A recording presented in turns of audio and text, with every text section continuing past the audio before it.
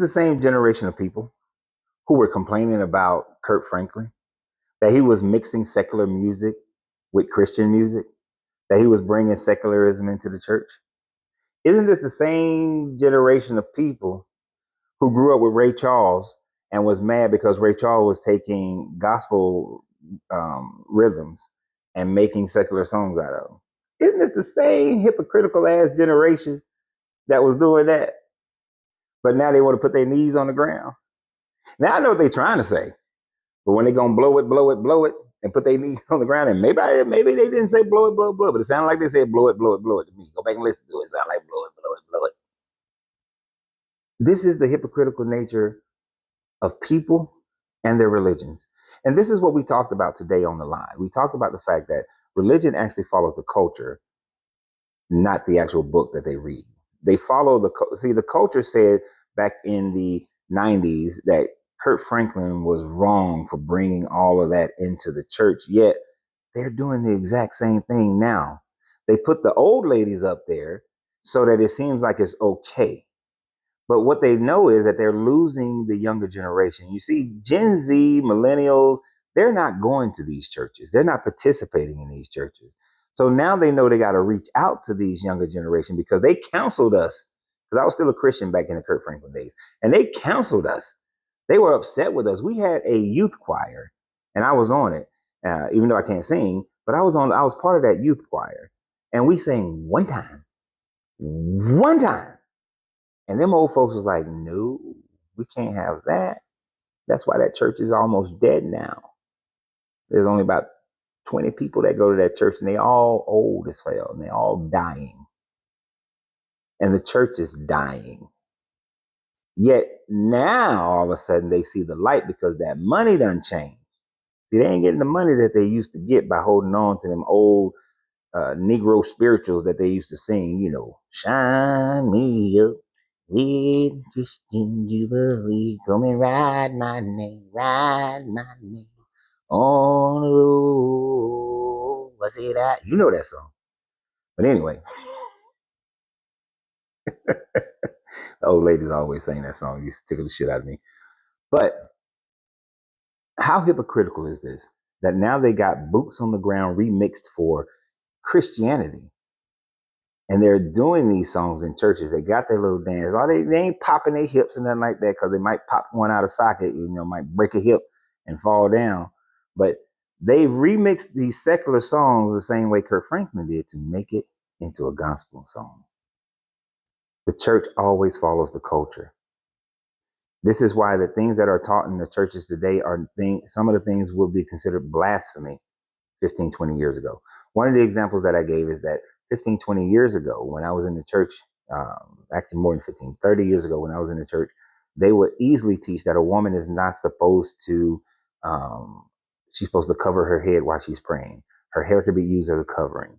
But if she were to cut her hair off, she will be dishonoring her husband because the woman was not made in the image of God, but the man was made in the image of God. So therefore, if a man prays with his head covering, as Paul says, if a man prays with his head covering, then that is a sin because you're dishonoring God. And if a woman does it, cuts her hair off, she's sinning and dishonoring her husband, not dishonoring God, but dishonoring her husband, because it's the woman who is submissive under the husband. It is the woman who now has to be lorded over by her husband as prescribed by Genesis 2 and Genesis 3, actually, that she now has to be under the lordship of her husband. It is the woman, as Paul said, who first transgressed and not the man. So therefore, the woman has the extra penalty of having pain through childbirth. So the women must remain silent in the churches. The women must not usurp the authority of the man.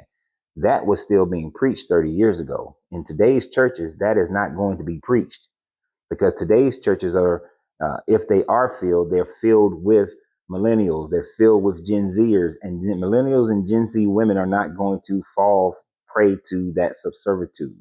So therefore, the matriarchy is dead in the church, but now it's growing because they need that money. They got to keep getting that money. Their numbers are going down. They don't have enough young people coming in to replace. And those churches that do have the young people, they have them because they don't teach these old ways of the women being just merely property of a husband or a father. They don't teach that. they keep those things away. And as far as y'all having the Holy Spirit and running around the churches and those sorts of things, you go back 300 years ago or less, you will find that you would have been considered to be demon possessed. That was the way the church was then. You had demon possessions 300 years ago, not possessions of the Holy Spirit. The church has consistently changed to the culture. You can always see it. You can see it all the way back in the first century. Paul was preaching to the Gentiles. Paul was recruiting the Gentiles. He wasn't focused on the Jews. So therefore, Paul made sure to say that the Gentiles were not responsible for the law and didn't have to live according to the law, which is converse to what the Jesus character is supposedly saying in Matthew, where he says that not one tittle of the law shall pass away until heaven and earth passes away, that you are supposed to follow the law, that the rich young ruler followed the law, but he just couldn't give up his earthly possessions, that you are to follow what the Pharisees say, not exactly what they do because they are hypocrites, but you are to follow what they say because they sit on the throne of Moses. Jesus emphatically said he is not here to abolish the law, and fulfilling the law is not abolishing the law. It is Paul who changes it because in mid to late first century, Paul is recruiting the Gentiles and knows very damn well them Gentiles are not going to follow the laws of the Jewish people, who they look down upon as a lower ethnicity and a lower caste. So they weren't going to follow them and follow their laws. So he changed it to fit the culture that he was dealing with. We see that as history goes on, at the growth of the Roman Empire, the fall of the Roman Empire into Eurocentric countries, into colonization, slavery. There's Christians who were fighting for slavery, Christians who was fighting against slavery. And when the government decided that slavery was not compatible, they then started teaching church doctrines to say that slavery wasn't compatible with God. In today's world, one of the examples that was given by one of our callers, IG, he remarked about how in 50 years ago, or even 20 years ago, the LGBTQ community was not accepted in the churches. The churches may say you can come in, but you got to remain in the closet. You can come in, but you got to get that demon out of you. You can come in, but you got to stop participating in that.